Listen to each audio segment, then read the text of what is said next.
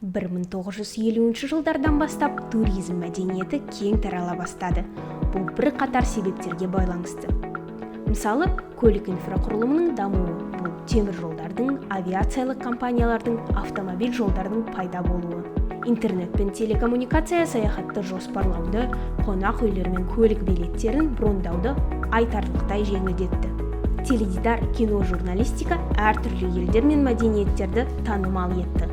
Ал әлеуметтік медиа адамдарға өз саяхаттары туралы бөлісуге мүмкіндік берді. Пандемия халықаралық туристік индустрияны толығымен тоқтатты. Бүкіл әлемде енгізілген шектеулер туристік белсенділіктің 49%-ға төмендеуіне әкелді. Алайда 2023 жылдың 1-тоқсанында халықаралық туризм пандемияға дейінгі 2019 жылғы деңгейден 80%-ға қалпына келді. Қазақстанда туризмді дамытудың жалпы ел үшінде, халық үшінде көптеген себептері мен маңызды артықшылықтары бар. Туристерді тарту және ішкі туризмді дамыту елдің жалпы ішкі өнімін арттыруға, жұмыс орындарын құруға және қонақжайлы, көлік және бөлшек сауда сияқты салаларды дамытуға ықпал етеді. Бірақ бұл бейнеде біз туризмнің тағы бір маңызды аспектісі біздің табиғатымыз туралы айтатын боламыз. Қазақстан өзінің қол тигізбеген табиғи нысандарының көптігімен экотуризмді дамыту үшін зор әлеуетке ие. Таңғажайып табиғи ландшафттар, этномәдени туризммен үйлескен бірге экологиялық соқпақтар тіпті ең таңдаулы туристті де бей-жай қалдырмайды. Экология және табиғи ресурстар министрлігінің деректері бойынша Қазақстан аумағының 11%-ға жуығы ерекше қорғалатын табиғи аумақтар болып табылады. Қазіргі уақытта елде 14 мемлекеттік ұлттық табиғи парк, 10 мемлекеттік табиғи қорық, 5 мемлекеттік қорық аймағы бар.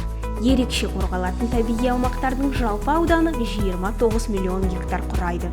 Үстірт, әсіресе Бозжыра мен Шарқала экологиялық туризм үшін таптырмас мекен.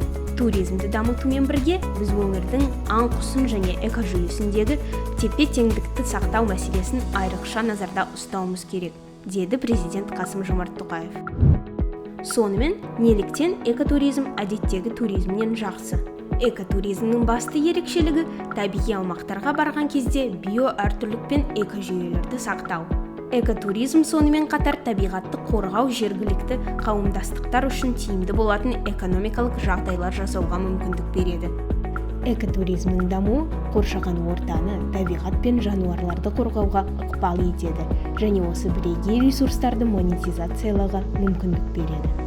Бірақ ең бастысы, экотуризм Қазақстан алдында тұрған экологиялық проблемалар туралы хабардарлықты арттыруға ықпал етуі мүмкін. Осылайша, экотуризм ғылыми зерттеулер мен қоршаған ортаның жай-күйін бақылау үшін деректер көзі бола алады.